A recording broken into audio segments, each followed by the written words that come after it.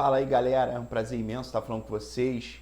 Eu sou Leonardo Favarin e nós vamos tratar aqui de tema ligado a essa pandemia que está ocorrendo, né, o coronavírus, tudo. E vamos ver os aspectos jurídicos, né, aspectos políticos também, né, aspectos políticos e jurídicos que a gente vai ver aí que vão ser julgados nos tribunais superiores, no Supremo Tribunal Federal, né? Vamos ter projetos de lei, leis temporárias, né? Por exemplo, muitas medidas provisórias que já foram editadas, por exemplo, medida provisória que trata da reforma trabalhista, né? E isso é importante por quê? Porque primeiro, tirando um pouco o aspecto político aqui, que não cabe a mim analisar, né? Embora vamos também falar, tanto é que quem estuda comigo o direito constitucional, a gente vê lá no conceito básico de Constituição, a gente estuda as concepções, né? Os estudos no campo social, político e jurídico, né? De Fernando Lassalle, Carl Schmitt e Hans Kelsen, né? Que são os idealizadores dessas ideias de concepção, né? Então, mas o principal aqui é a gente trabalhar, e eu vou tentar fazer todo dia, colocar um videozinho falando sobre alguma jurisprudência que caiu lá, que colocaram lá no Supremo Tribunal Federal, né, que ele julgou, perfeito? Que isso daí provavelmente pode ser até questão de concurso público, né?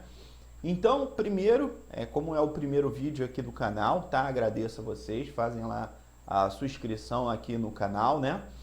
E vamos aqui trazer duas jurisprudências, tá?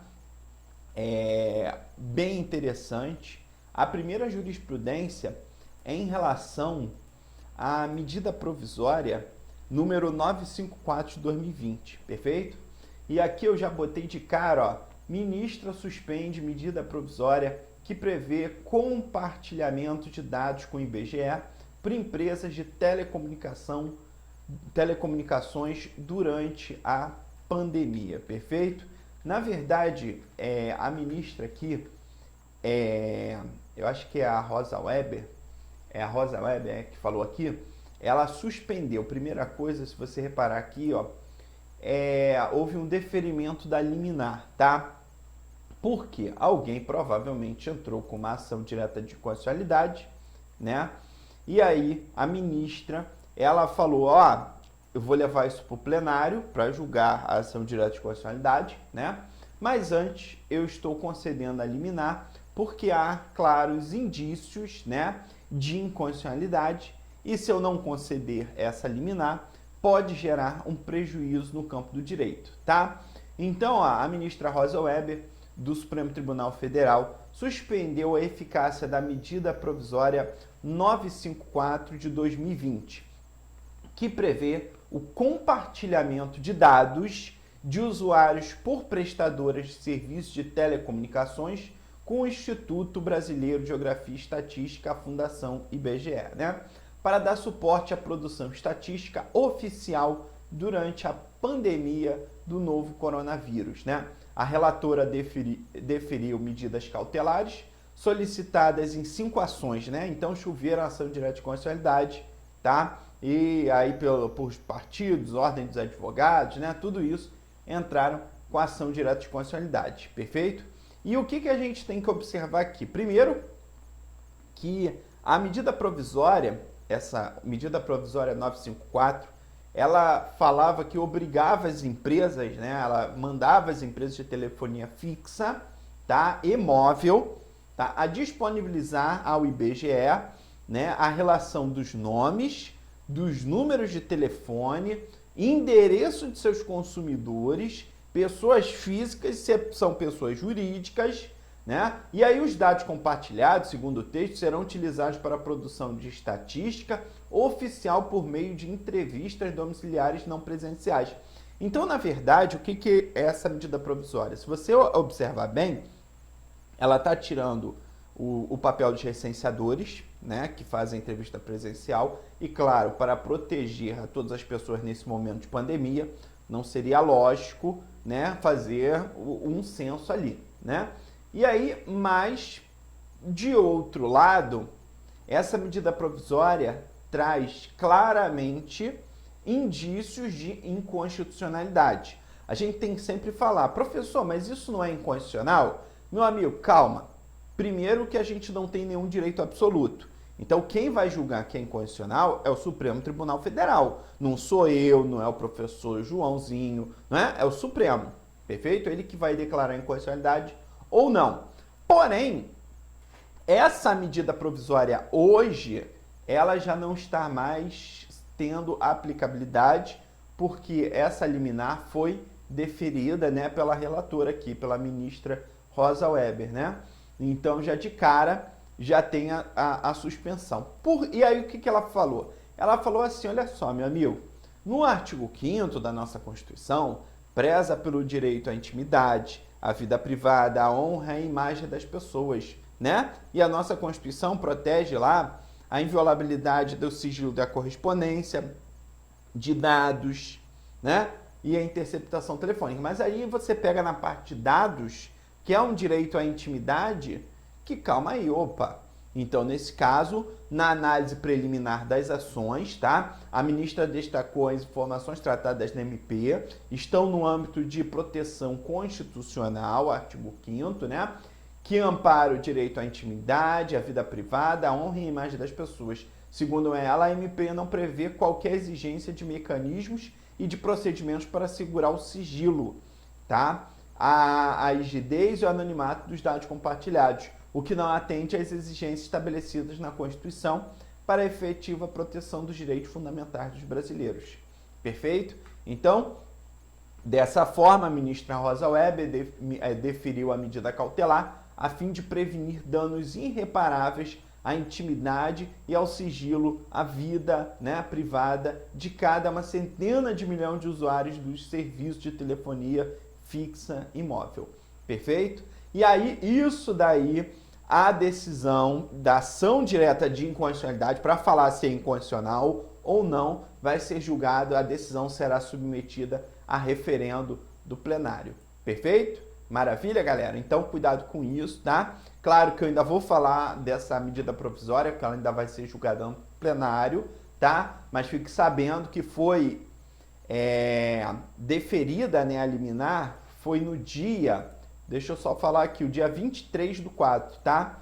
Então, o deferimento da liminar foi no dia 23/4 de 2020. Perfeito? Maravilha? E aí, outro ponto também importante é o julgamento, né, da liminar sobre as mudanças em regras trabalhistas durante a pandemia, que prossegue nessa quarta-feira, né? Então, a gente está tendo um julgado, perfeito? Um julgado da MP 927, a MP, né, da reforma, não é propriamente uma reforma trabalhista, mas durante o tempo dessa pandemia, determinados campos do direito do trabalho, né, vão ser regulados de outra forma. Então, essa MP vem exatamente tratar sobre isso. Por exemplo, recolhimento do FGTS durante o momento da pandemia, né, por parte do empregador, o teletrabalho, tem algumas ali, alguns tópicos ali importantes na MP 927. E aí, entraram também com ação direta de constitucionalidade, né? E o plenário começou hoje, dia 23, o exame do referendo da decisão do ministro Marco Aurélio em 7 ações contra a MP. Então, aí, ó, tem 7 ações diretas de inconstitucionalidade contra a medida provisória, né? Já que a gente estuda que a medida provisória tem força de lei, tranquilo, né? É ato normativo que tem força de lei. E a gente vê lá que pode ser questionado a ação direta de constitucionalidade, leis ou atos normativos federais ou estaduais. Então, ato normativo federal tem força de lei, pode sofrer ação direta de constitucionalidade, né? Desde que esteja em vigor. O relator rejeitou, olha que interessante, né? É diferente, ó.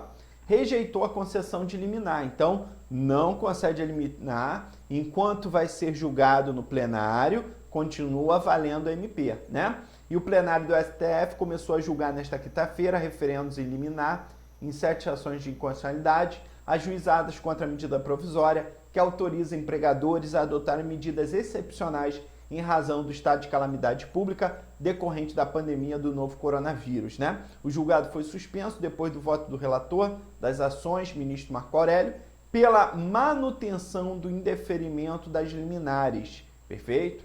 Então, foi assim, o relator, Marco Aurélio, né, ele pediu a manutenção do indeferimento das liminares, então não vai gerar o efeito suspensivo, tá? Por entender que não há na norma transgressão ao preceito da Constituição Federal. O julgamento continuará na próxima quarta-feira, dia 29, perfeito? Então, são esses dois pontos aqui que a gente vai tratar, né? E aí eu botei aqui o acordo individual, segundo a MP 927/2020, durante o estado de calamidade pública, o empregado e o empregador poderão celebrar acordo individual escrito a fim de garantir a permanência do vínculo de emprego, né? O acordo terá preponderância sobre os demais instrumentos normativos, legais e negociais, respeitando os limites estabelecidos na Constituição. A medida ainda prevê a possibilidade de interrupção das atividades do empregador, a prorrogação da jornada de trabalho dos profissionais da área de saúde, antecipação de férias, entre outros pontos, tá? Aí fala das ações, né, de constitucionalidade que deram aso a esse processo todo no Supremo Tribunal Federal. Perfeito, galera? Maravilha, então? Fica ligado com isso na hora, né, nos estudos, tudo, no direito e também na nossa vida, né? Isso daí tem um campo aí muito forte, um campo social imenso, né? Já que são medidas provisórias aí que tratam dessa parte da pandemia, tudo. Então, se você gostou do vídeo, acompanhou essa parte jurídica aqui que a gente está começando a falar, e também vou convidar outros professores, por exemplo, para entrar em debate, né? A gente vê aí municípios fechando praias, né? Fechando shoppings, fechando cinemas, casas de shows, tudo, fechando também determinadas ruas, estradas ou entradas em município. E aí, isso é inconstitucional, né? Isso daí pode ser declarado. O STF também já julgou algumas ações referentes a esse campo, tá? Sobre o poder da União, o poder dos estados e o poder dos municípios, tá? E a gente vai estar falando no próximo vídeo, também importante, beleza?